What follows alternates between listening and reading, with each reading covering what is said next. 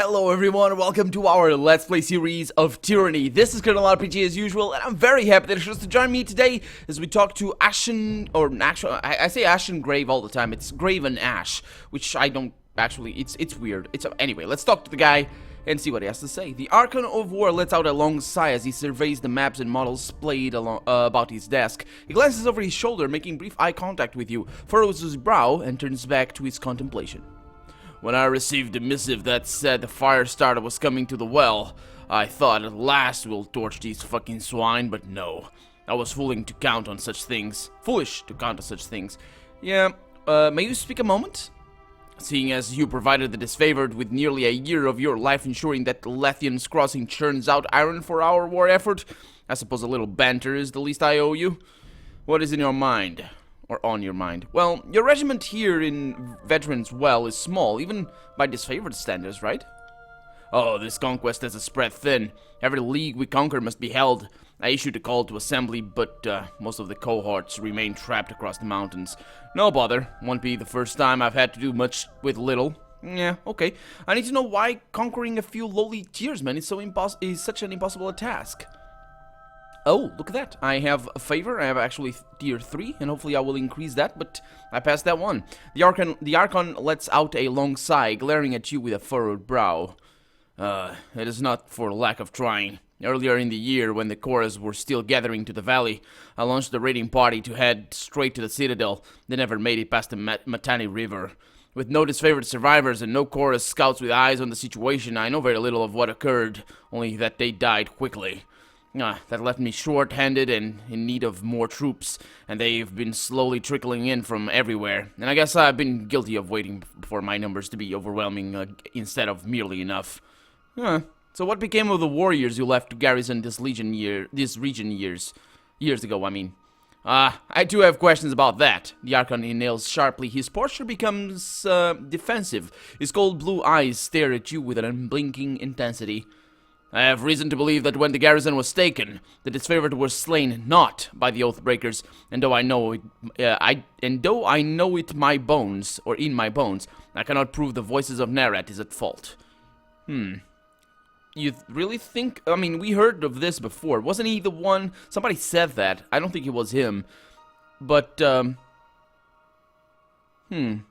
what's your reason to believe such a thing?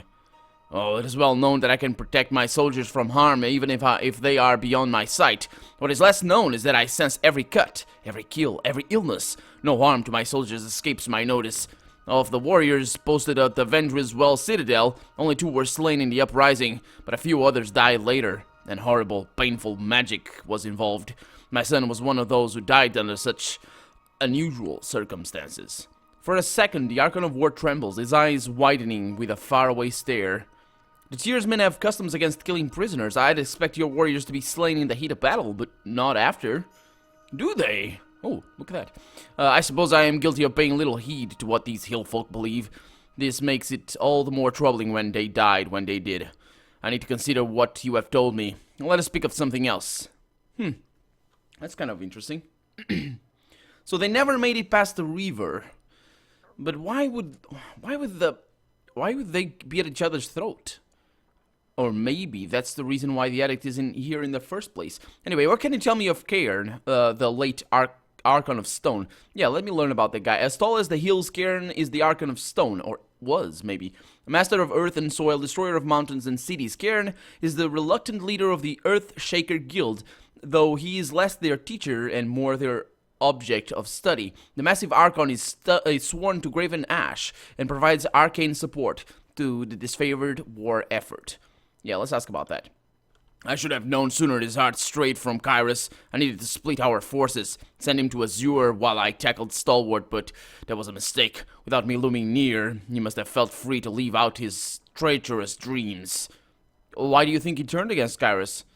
Cairn only served us because death was the alternative. He did not admire the unity and progress that Kyrus brings. While I suspect Korra's agents may have whispered treachery in Cairn's ears, I think it wholly possible Cairn fell into disloyalty by his own volition.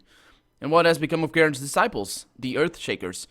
Cairn's chief disciple, Radix, now speaks for the guild. It is true that my warriors are a bit apprehensive about our magical allies. Many suspect Cairn's treachery was taught to them, but I have vetted the guild, pruned whom I don't trust, kept those I can. Okay, let's speak of something else. Your distrust of the voices is plain as day. How does this antipathy begin? Our rivalry is an old one. The voices of Nerat served Kairos before I did, and I believe he hates me for being roughly the same status in the eyes of the Overlord, despite being the younger Archon selected to lead an army through the tiers. The Archon furrows his brow, grumbling softly as he stares. This war seems to have brought out the worst in us. We've disagreed on strategy at every turn. Yeah, and you've actually... He's raised the point that you have been too cautious with the that he has been too cautious with the Disfavored, and he just admitted that to me as well. So it's interesting that he admits that, but so it might be that he just feels that he has to for some reason. I think you are right to be wary of the voices of Nerat. Well, I'm glad you concur, for I feel my paranoia around him is somewhat justified. Yep, that is all. For the glory of Kairos, the Archon of War taps the haft of his maul to the ground and for emphasis then turns back to his maps. Did I level up? No, I did not. Not in the loyalty thing anyway. Let's go back outside and let's ask why they're called the Disfavored, because we could ask that. I hope I'm gonna be able to pass that the test again, although I understand if the game doesn't let me do that. Up here with Lucia and Marcus, we can ask... welcome back, Fatebinder. Lucia was just mentioning that only because you asked. Yeah, that you've been a real asset to the Disfavored ever since you arrived. Not that anyone expected different. He beams at you with pride. What can we do for you? So... Yeah, let's go with that one. The story is common knowledge, he says, but we don't discuss it here out of, well, it's not considered polite. It has to do with Graven Ash and the rise of Kairos' empire. I'm sure you can put some of the pieces together. Ash and Kairos weren't always on the best terms, but all of that has changed. By rights, we should have a name worthy of our vaunted reputation by now, but... maybe someday, after my children have inherited my armor, we'll have a better title to call our own. Yep, maybe. Well, Kairos... That's an interesting thing. Yeah. I guess maybe the, Oh, what do you mean? What do you mean you haven't heard from the Commander Iron Core? It's been a full span since we sent word to him. What are you talking to? To this guy? Last we heard, Master Radix said to keep an eye on the northern pass, that he'd be coming through there. Now, for the mercy of Kairos, we don't have the soldiers to send hunting through the trees for our own damned Earthshakers. Yeah. Hey man, what's up? Did I talk to you before? By Kairos' iron anus, it's the fire starter. And those swine things in the chorus told me you were a pile of ash. The massive soldier advances, arms spread to grapple you in an embrace. Are you kidding me right now? Are you seriously gonna hug me? Good to see you, but now's not the time. Do I know him? Maybe I... Let's salute. Let's just go with that. Graven Ash protects. Launching his arms around your body, Seevas lifts you into the air with his embrace. The North never forgets a friend in need. He places you back down as effortlessly as he scooped you up into the air, letting out a soft chuckle. Our little camp is overrun with these southern lepers that the voices adopt along the way. Seevas looks out towards the brace of choir men loitering by the edge of the camp. Probably half of them were the fuckers we didn't kill the first time through this valley. Troubling thought. Yeah, Graven Ash doesn't tell me everything, but I know you're here on official court business. Our marshal's running the logistics on this one. I'm just playing slave driver and making sure the patrols stay on schedule. What do you need? Well, I overheard you asking that Earthshaker where their reinforcements have gone. Is that a problem? Oh, I'm afraid so. Radix, the head of the Headshakers, was supposed to arrive with a group of his most competent spellslingers to help break this stalemate. I don't know what's holding up their arrival, and that worries me. If you were all that inclined to lend a hand, we could use some arcane support on the side. Well, I could lend a hand. Could you? I knew that Tunan's agent wouldn't fail us in a time of need. I'll mark the last site of the Earthshaker reinforcements on your map. Good hunting, Fatebinder. Why do you think the siege has been delayed for so long? It should have been over real quick and simple. The first cohort arrived in the valley and went right for the kill, but that was before we knew the Vengeance Guard had sages and that water witch on their side. The bigger problem is the Scarlet Chorus. They eagerly conscript the Vengeance Guard, but I have no proof of this, but it seems that they do very little to keep a watchful eye on these drafted Tearsmen. They are often sent on patrol, and we suspect they use that opportunity to escape back to the Vengeance Guard. Every chorus conscript has a choice, says Verse. Life under Kairos or death under the army's boot. By all means, feel free to cut down those who choose the latter. We won't be offended. Just so we don't mistake each other, I know what I'm saying carries an implication of treachery. I'm not making a formal accusation before Tunan's agent. I'm just voicing my gut opinion on the matter. Yeah, the two armies haven't worked well together in years. Why do you think that is? Oh, come on, Binder. Seems like asking why beasts stink. The Disfavored are only too eager to deliver Kairos' peace and to the Tears, while the Scarlet Chorus brings only mayhem in their wake. You can tell me the Voices of Nerat has a plan and I'll take your word for it, but the Chorus sure seems to blunder around, never moving with purpose as we do. Yeah, that's true. I think I don't really understand the Voices of Nerat, to be honest, for right now, because it seems that what he says right now, he doesn't have a purpose, he doesn't have a plan. He's just what he's saying right now is totally true, I think. I wonder if we have been fighting the same war, soldier, says Verse. I've seen Ash yank his precious soldiers away from more battles than he's won. If you want to call that progress, be my guest. Well, unless we find a way to work as one, says Seevas, I fear that the Scarlet Chorus will step in front of Graven Ash's strategies at every turn. As far as I'm concerned, it seems like the Voices of Nerat is here to amuse himself, while the rest of us are here to do our job. Yeah, so tell me about yourself, Seevas. Do I know you from before? No, not much to tell, I guess. My father was Seevas the Elder. His father was Seevas the First of his name, lead drill master of Ash's first Iron Guard, back when they were the Bronze Guard. I was born into the Legion, and with any hope, I'll die in the Legion. The rest you will hopefully hear about when the storytellers immortalize me. The Bronze Guard, huh? Well, his day and age was a century ago, and they didn't have Kairos' modern luxuries like iron. So back then, the great general's inner council was known as the Bronze Guard. Okay, that's pretty interesting. You should be proud of your pedigree, I guess. Well, thanks, but I try not to think about it too fondly. If anything, again, favorite, nice. If anything, every time I screw something up, I wish I wasn't dragging the family name through the mud along with me. Yeah, I guess that's the weight of parents and all that sort of stuff. Reputation ability unlocked. Disfavored favor ability stand together, stand tall. Is that one of my abilities? I think maybe that's the case. It's... okay. Huh. Getting resolved by the minute. Will do. Let's go. Let's have a chat here with Barik. He didn't tell me anything before. Maybe now will train me. No, he doesn't. Ron doesn't sell anything. That's Pentibor's thing. We got Bitter Quip over here. Maybe he's gonna say something different this time around. I doubt it. Back again. Bitter Quip looks you up and down, his face amused. Have you so little to do besides standing around the Disfavored camp? Nope, I do not. He nods as you depart. Let's get out of here. We have places to go. I can zoom back further. Actually, I was trying to because I wanted to see a little bit further ahead, but doesn't matter. No, this is not the way, by the way. The way out the camp is through here. And let me check the map. No, not you. Give me the other one. So, there's no access point back there. There's no access through there. Okay. Oh, that's an interesting... oh, yeah, didn't I need to talk to this guy? Yeah, almost forgot. My bad. Hey, man, what's up?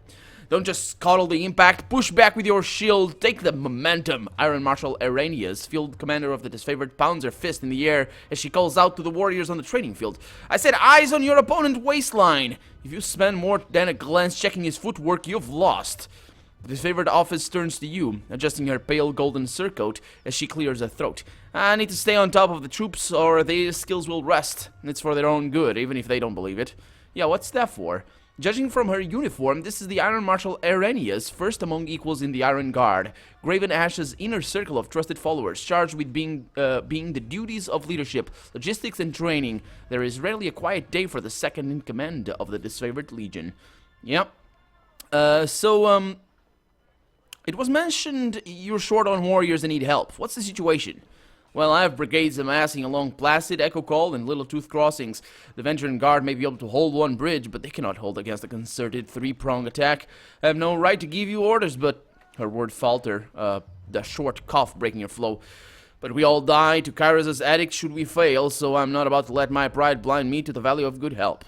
Yeah, I mean, so, this is the second major attack on the river, correct? What happened last time? Defeat in detail. We carved a bloody path up the river, but at that point, everyone who charged ahead was lost. We had no chorus backup, it was just a few disfavored squads. I can't tell you exactly how they were defeated, but we lost the whole assault team. She shakes her head, letting out a long, pained sigh. We found bodies washing up in the river for days. It's not often the Tearsmen put up such a good fight. It certainly made us reevaluate the number we'll need to take this valley. Yeah, I suppose so. Really? Says Verse. Are you sure our scouts didn't give you all sorts of details about the enemy and you just chose to disregard our warnings? Really? Huh. Let's see. I'm sure that Disfavored would have heat. No, let's not go with that.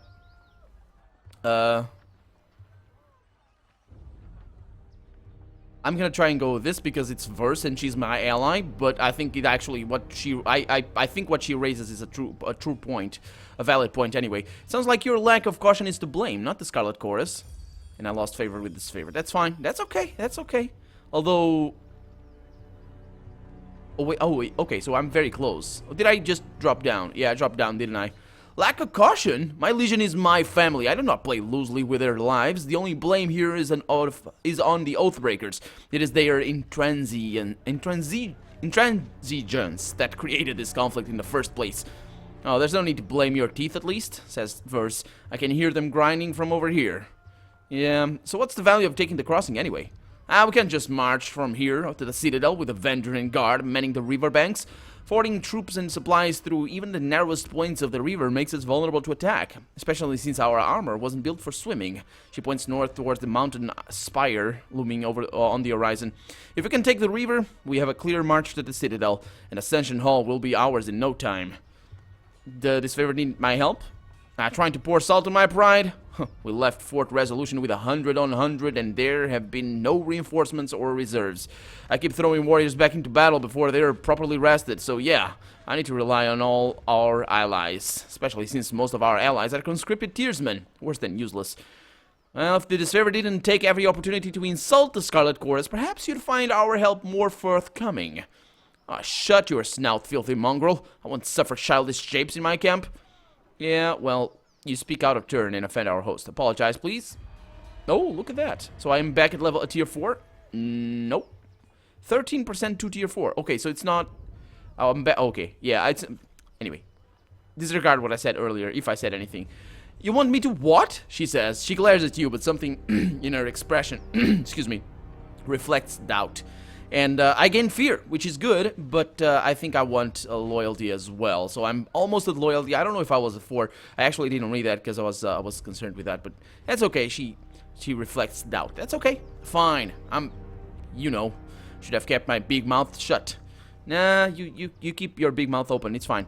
So what's my help worth to you? What's it worth? Arrhenius takes a half step back, placing her arm on her side. You read the edict. If we don't take the Ascension Hall, it's your sorry hide too. Do you need a bribe to care about your own survival skills? About your own survival? Oh, sorry to waste your time. Clearly the Scarlet Chorus is in greater need of help. We are better prepared than the Scarlet Mob, that much is true, but the downside of being Kyros's most elite fighting force is that we only accept the best, which leaves us short-handed at times. She cocks her head to the side. I get it. Your duty was to proclaim an edict, not to anchor a shield wall. If you assist us, I can put in a good word with the Archon Ash and the soldiers. Yeah, fighting incurs all manner of expenses. And the party has gained 850 rings, and we have gained Wrath with Disfavored. That's okay, I can take their Wrath. Subtle, shrewd, says Iron Marshal Arrhenius. Arrhenius shakes her head slowly, unhooking a string of copper rings from her belt hook. Maybe the Chorus leaders have their breeches sagging from too much wealth, but around here, soldiers are paid proper salaries and the quartermasters handle all the nonsense. With an underhand toss, she lobs the rings your way. If that's what it takes to stop the edict that threatens to kill us all, help yourself. Yep, I will assist. Then our plan just might work, she says.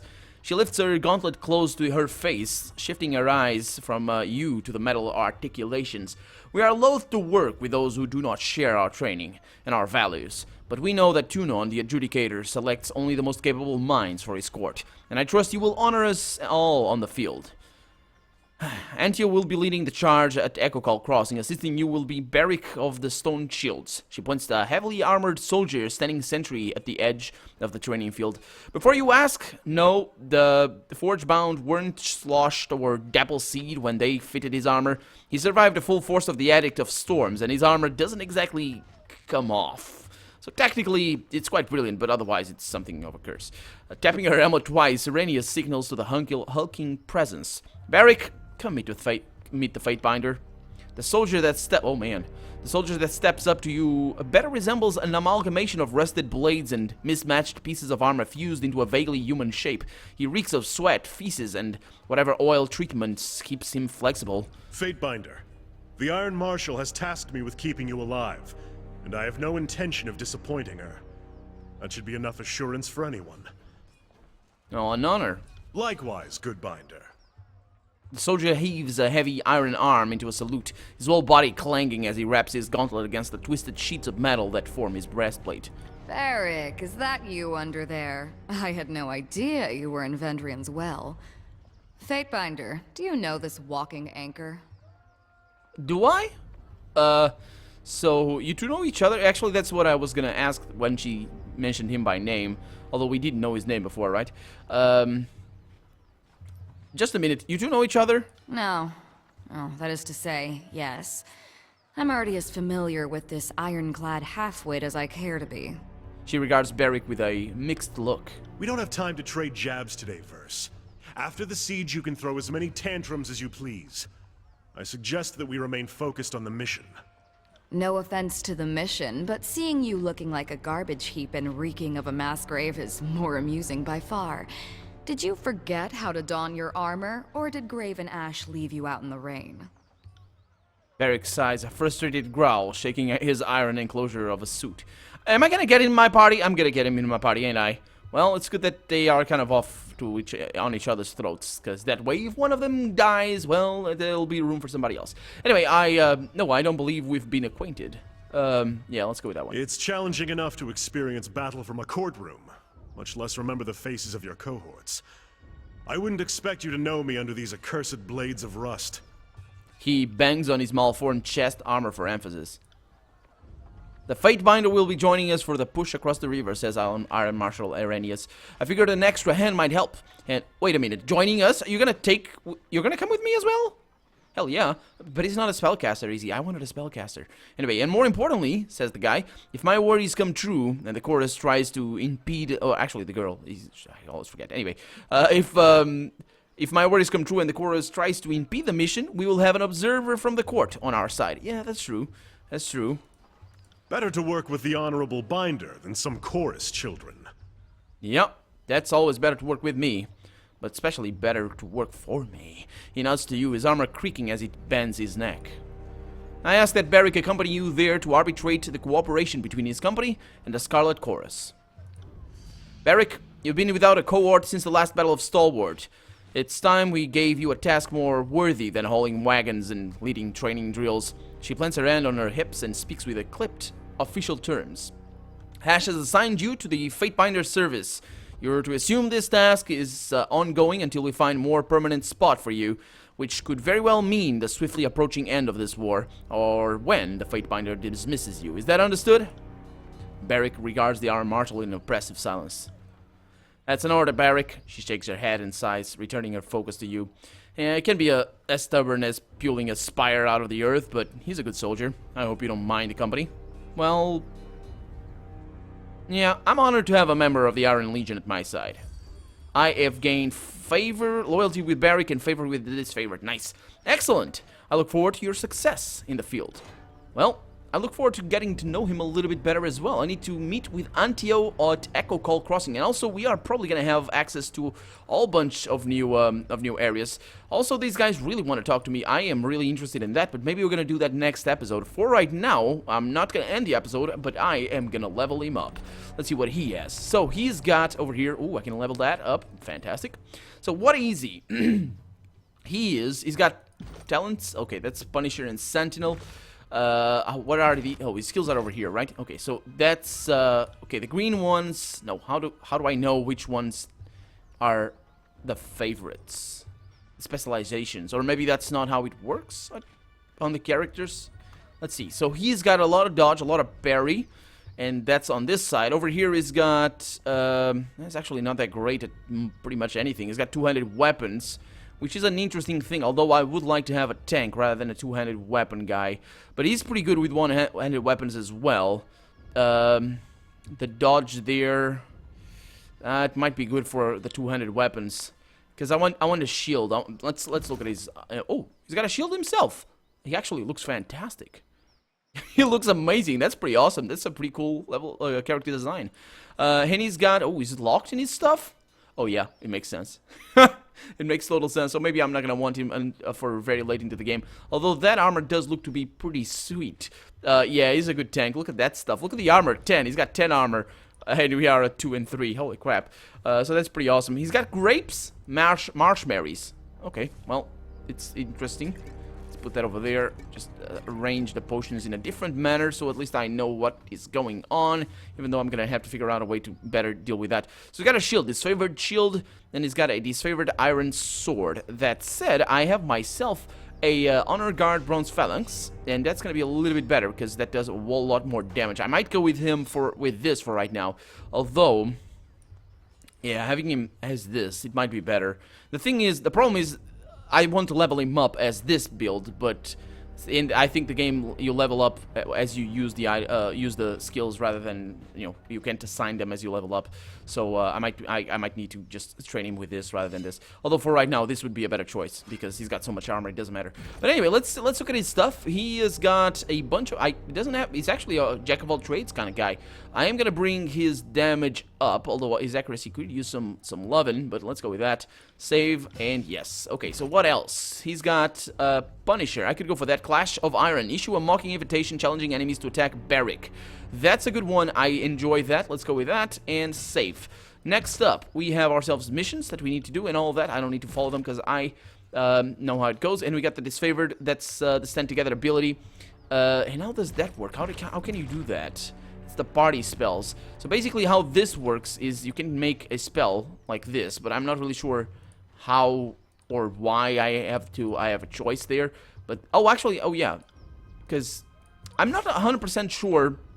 So you can assign that over there. I'm not 100% sure how this works. Because, why would it? How? Because I'm just giving them spells.